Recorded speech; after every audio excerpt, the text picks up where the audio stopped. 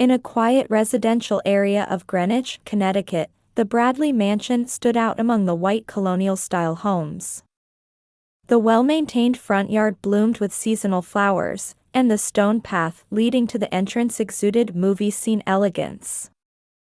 Valued at $2.5 million, this mansion had been the Bradley family's home for over 30 years. In that garden, a little girl was watering the flowers. Lily Morrison, age 8, was a second grader at St. Mary's Elementary School. Her warm dark eyes and thoughtful nature endeared her to the adults around her. As usual, she was stopping by her grandparents' house after school. The neighbors watched with fondness as the little girl tended to the garden day after day. "Lily, thank you for watering the flowers for Grandma." The voice from the entrance belonged to Lily's mother, Amy Morrison. At 35, she was the director of research and development at a major pharmaceutical company. Though gentle in nature, she possessed inner strength and had adopted Lily 8 years ago. She also took responsibility for her parents' monthly rent support of $3,000 and medical insurance payments. Though her relationship with her parents remained delicate after choosing not to inherit the family real estate business, she didn't regret her decision. "Mom, I baked Grandpa's favorite cookies today. Mrs. Johnson taught me the recipe." The paper bag Lily proudly displayed held the warm aroma of chocolate chip cookies. Her cooking lessons with the elderly neighbor had become her favorite pastime recently. "Oh, how wonderful! Grandpa will be so happy." Standing next to Amy as she smiled was her husband, Michael. At 37, he was the owner of an IT company, supporting his family with a stable income of over $300,000 annually.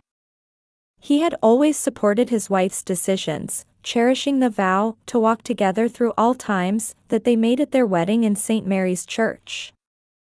Inside the house, Robert and Diana were reviewing documents in the sitting room. As owners of Bradley Real Estate, they constantly worried about the company's future. Passing down their $5 million annual revenue business to the next generation was their life's greatest challenge. For these two who valued tradition and appearances, the succession issue kept them up at night. Their younger daughter Caitlin bore the weight of these expectations. Having switched from being a lawyer to handling the family business's accounting, she had earned her parents' trust despite her showy and pretentious nature. Even after her divorce, she threw herself into work with determination, striving to meet her parents' expectations. Caitlin's son Jacob, age 7, attended Greenwich Academy, considered the most prestigious private school in Greenwich. Though somewhat spoiled from bearing his grandparents' expectations, perhaps this was the result of excessive pressure from those around him. "Mother, please review these new contracts." The business meeting at La Scale went well. Diana began reviewing the documents Caitlin handed her. Even in this digital age, both parents preferred paper documentation. Caitlin accepted her parents' old-fashioned ways with an understanding smile. No one noticed the ulterior motives behind that smile. As dusk approached, the light through the windows gradually softened. Lily had finished watering the last of the garden flowers, wearing a satisfied expression. Neighborhood housewives returning from Whole Foods Market waved kindly to her. Amy felt a quiet happiness as she watched her daughter. In December, Greenwich was wrapped in Christmas lights. Preparations for a lavish party were underway at the Bradley Mansion. Antique ornaments elegantly adorned the Christmas tree that reached the living room ceiling, and inherited stockings hung above the fireplace. "Grandma, can I hang this wreath too?" Lily carefully held her handmade wreath. Made at St. Mary's Church's Christmas workshop, it possessed a simple beauty decorated with ribbons and pine cones. "Yes, let's hang it at the entrance." Diana responded dismissively while checking the placement of expensive decorations purchased from luxury department stores. She felt a momentary pang of guilt at Lily's innocent smile, but quickly pushed it aside. As evening fell, family members began arriving. Amy and Michael arrived with premium wine from Whole Foods. Caitlin appeared with Jacob in tow, carrying armfuls of flashily wrapped presents.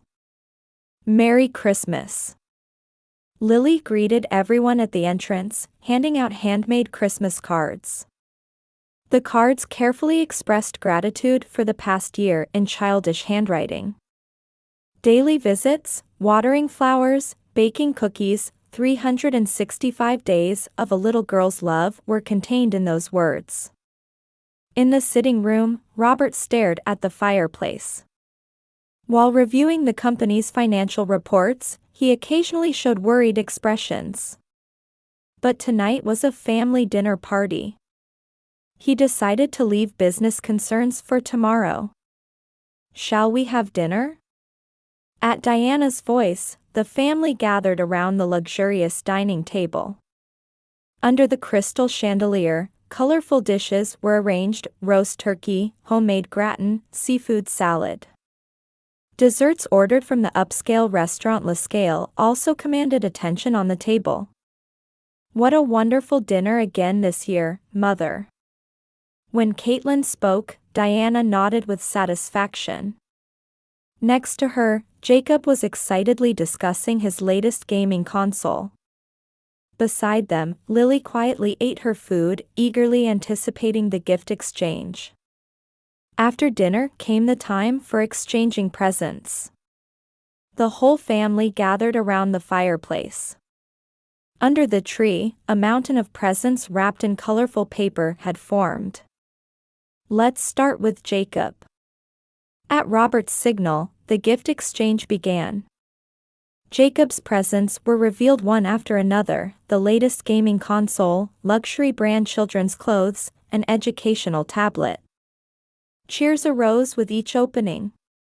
Lily waited for her turn, her heart full of expectation for her grandparents' gifts. The daily visits, time spent together, shared smiles: surely, Grandpa and Grandma must. But as presents were distributed one after another, Lily's name was never called. The room's atmosphere gradually grew heavy. Amy's expression tensed, and Michael sensed the unsettling air. "Grandma?" A small voice echoed in the silent room. Large tears glistened in Lily's eyes. "Do you hate me?" The trembling voice froze the room's atmosphere. Caitlin wore a meaningful smile, while Jacob remained absorbed in his new gaming console, indifferent. Just as Amy moved to approach her daughter, Diana's cold voice rang out. "Presents are for deserving children." Taking a sip of tea with an elegant smile, Diana continued. "My sister's child is real family, after all." Those words pierced the room like ice blades. The blood drained from Amy's face. Michael clenched his fist tightly.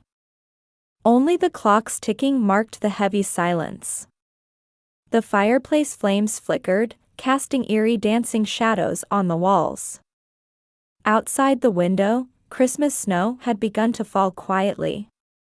"I understand." Amy's voice was surprisingly calm. "We'll never be involved again." Amy stood up and gently lifted the sobbing Lily. Michael embraced his wife and daughter's shoulders, and the three walked silently toward the entrance. "Amy, wait." Robert called out, but it was too late. The heavy closing of the door announced the end of this night. Outside, the snow was getting heavier. Car headlights illuminated the white snow. In the back seat, Lily still clutched her handmade card with trembling hands. The words, "To my beloved Grandma," were still lovingly written there. The bustle of Christmas remained in Greenwich. Hymns flowed from St. Mary's Church, and warm light leaked from the windows of homes. But in the Morrison family's car, only silence filled the space. Michael occasionally glanced at his daughter in the back seat through the rearview mirror. Amy faced forward in silence, only tightly gripping her husband's hand. The morning of December 26th, a heavy atmosphere hung over the Morrison family's dining table. Amy and Michael had spent all night discussing how to move forward. Lily was still sleeping in her room upstairs. "I've decided."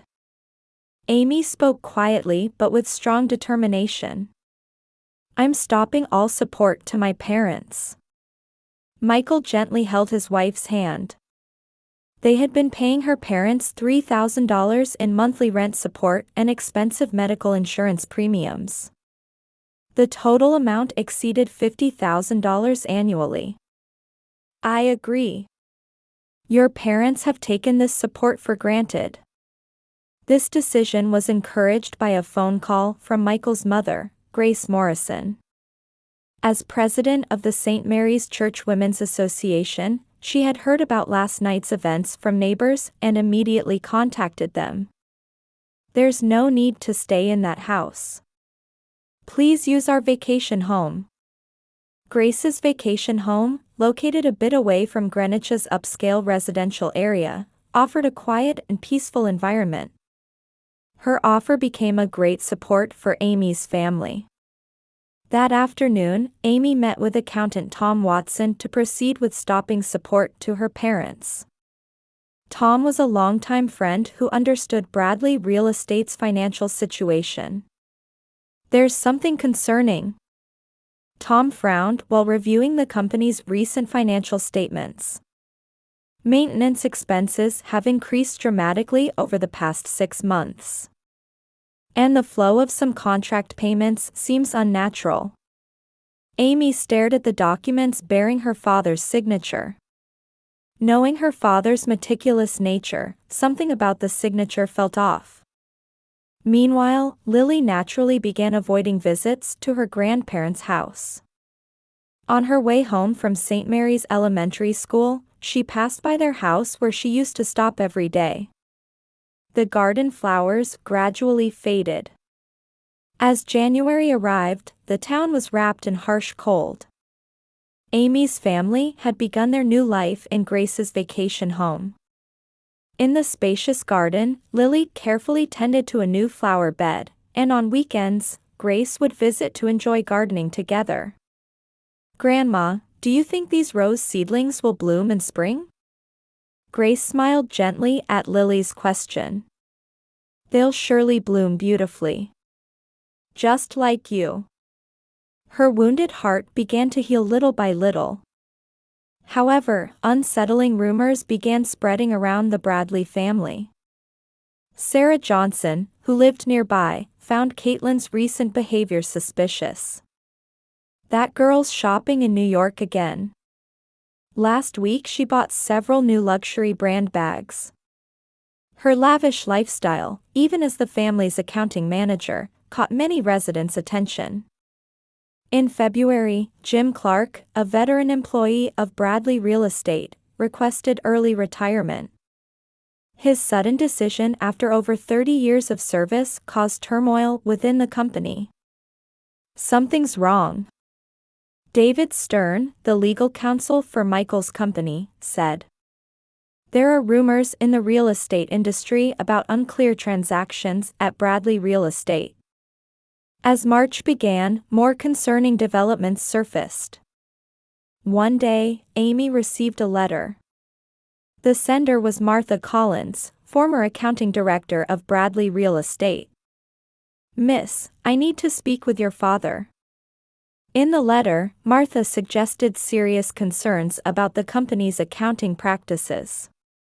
"Since Miss Caitlin took over accounting, there have been increasing transactions I cannot verify." The day after reading that letter, Amy drove to her parents' house to check on her father. There, she witnessed unfamiliar men in suits visiting the company. Morning newspapers reported the start of a tax investigation into Bradley Real Estate. Authorities had launched a large-scale investigation following an internal whistleblower report. "Amy, something terrible has happened." Michael had received a call first thing in the morning from his contact at the tax office.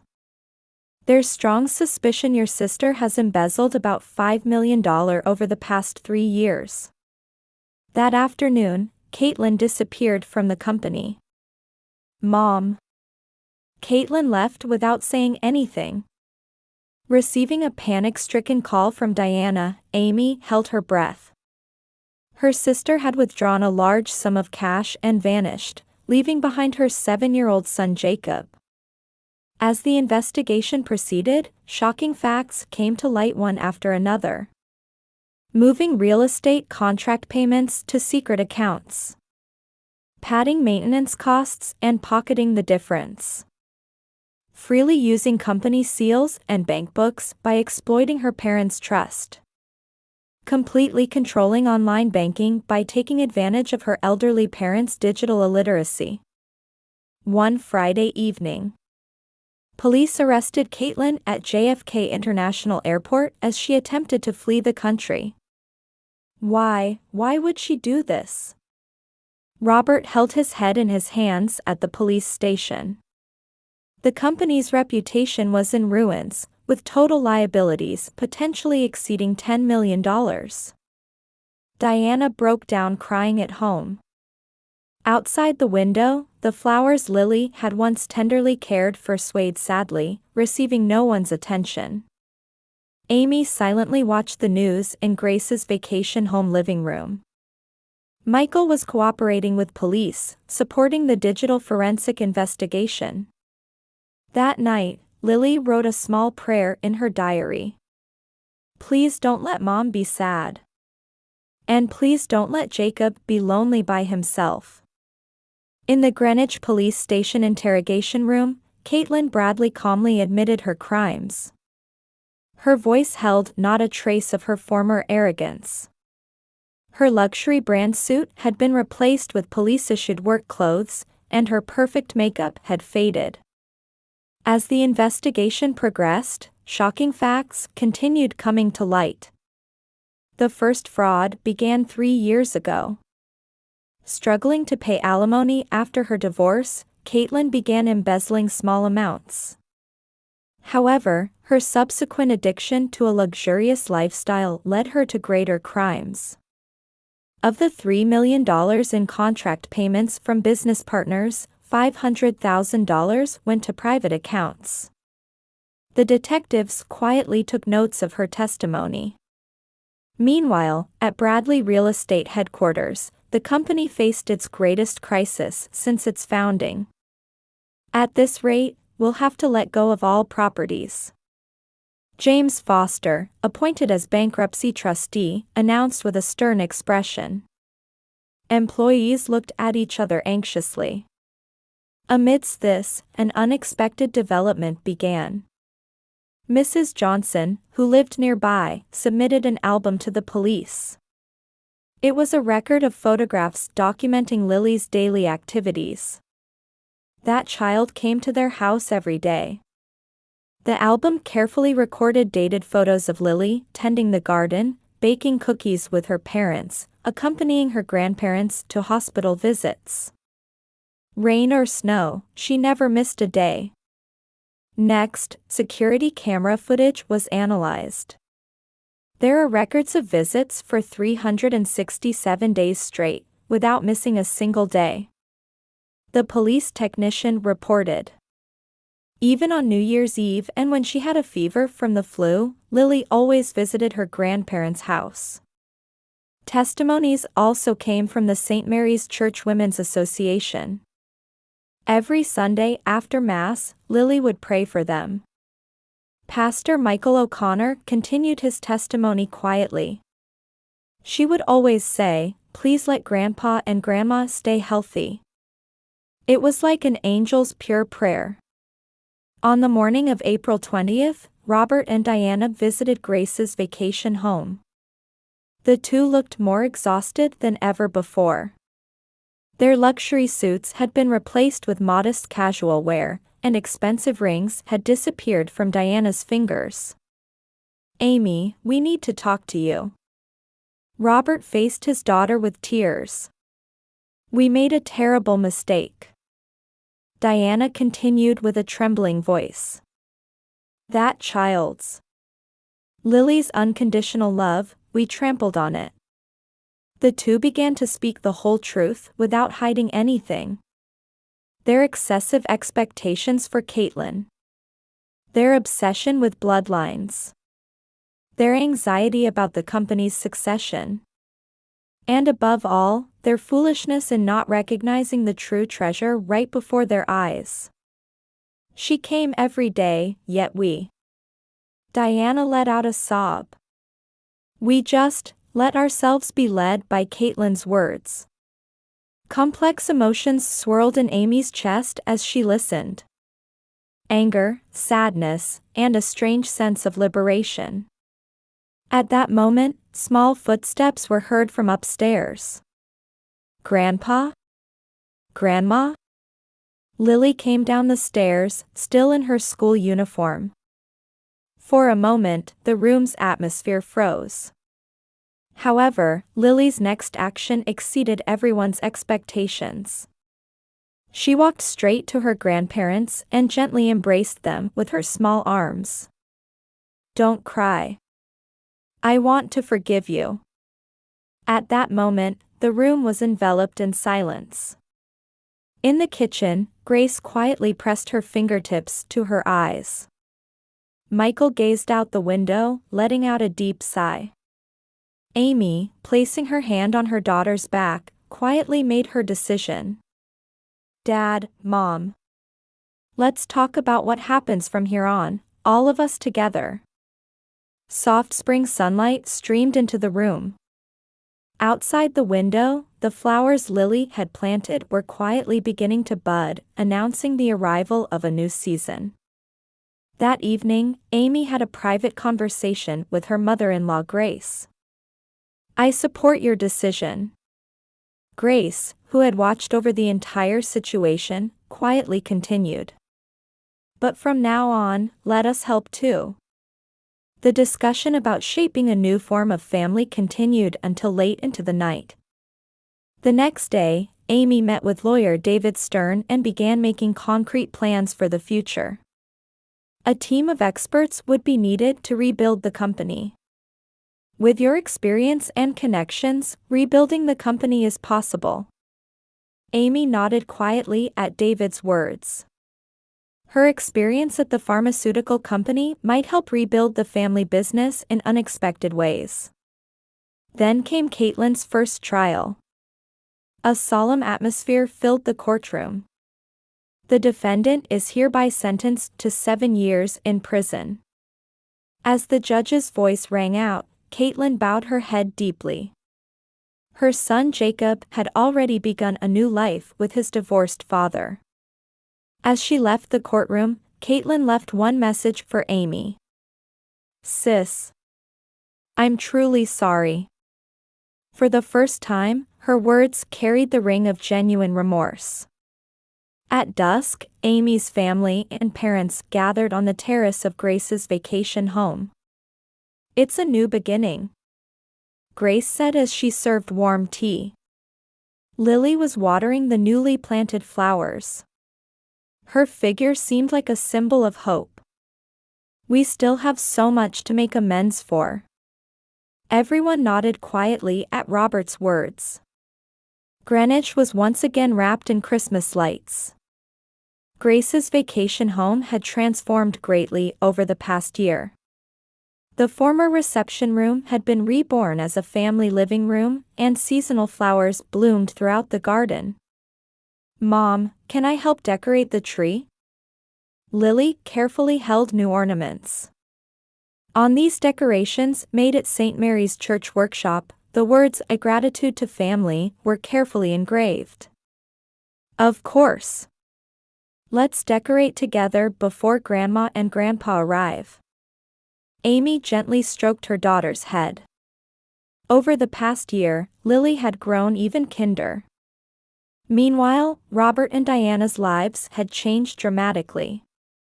Forced to move from their large mansion in the upscale neighborhood to a modest apartment, their luxurious lifestyle had faded away.